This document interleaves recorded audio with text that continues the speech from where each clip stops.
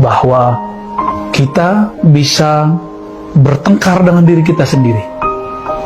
Apabila ada sekelompok ta'ifun, ada sekelompok kecil dari syaitan masuk ke dalam diri kita, baik syaitan manusia ataupun syaitan dari yang halus, yang jin, maka kolbu ini jika sudah punya basic at-taqwa, ya, maka dia akan bisa menangkap. Oleh karena itu, jika ada yang bertanya bagaimana cara membedakan antara bisikan syaitan dengan bisikan Allah atau bisikan malaikat atau bisikan murni, jawabannya sederhana, hal anta minal ladzina taqaw, apakah engkau orang yang bertakwa yang disebutkan di ayat ini? Karena ayat yang menyebutkan innal ladzina, sesungguhnya orang-orang yang ittaqaw, yang takwa kepada Allah, yang hati-hati jalannya kepada Allah Subhanahu wa taala. Dan Nabi mengatakan at-taqwa hahuna, takwa itu di dalam jiwa, di dalam diri, di dalam kesadaran terdalam. Maka ketakwaan bukan dari baju, pakai rompi, pakai kopiah, pakai tongkat, pakai baju koko, baju gamis, tidak, pakai sarung, tidak. Itu pakaian zahir. Pakaian batin itu adalah ketakwaan yang dia adalah cahaya yang ada di dalam diri. Cahaya itu nanti yang akan cek ada noda masuk, ada kegelapan masuk. Maka sahabat-sahabat karena Allah, ketika Nabi mengatakan istafti qalbak, dialoglah dengan dirimu, mintalah fatwa ke dalam dirimu. Hati-hati dalam meminta fatwa. Sebelum kita mau berbicara dengan diri kita sendiri, berkoneksi dengan batin kita sendiri, maka buatlah kondisi yang disebut kondisi takwa.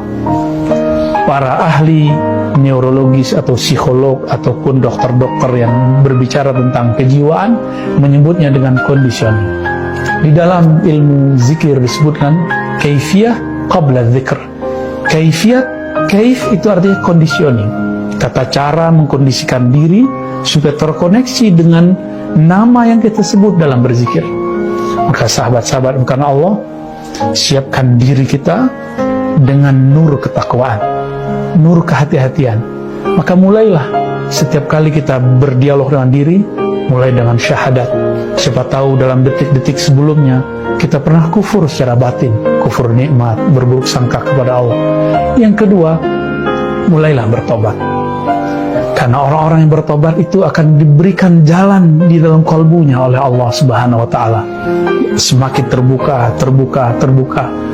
Lalu bersyukurlah kepada Allah dan berterima kasihlah kepada hamba-hamba Allah, yaitu para mursyid, para syekh, para guru. Bacakanlah Al-Fatihah untuk mereka, kirimlah doa untuk mereka. Jika mereka masih hidup, senangkan hati mereka. Dan jangan lupa, semua ilmu mereka bersumber dari baginda Nabi SAW. Maka lanjutnya, bacalah salawat kepada Nabi, sapalah Nabi dan katakan assalatu wassalamu alaika ya sayyidi ya Rasulullah. Lalu mulailah berzikir, mulailah kemudian berkoneksi dengan diri kita, sebut nama Allah. Semakin dekat dengan Allah, semakin dekat dengan diri kita, semakin kita bisa membedakan ini kalam diri kita yang murni, ini kalam dari syaitan yang rajim.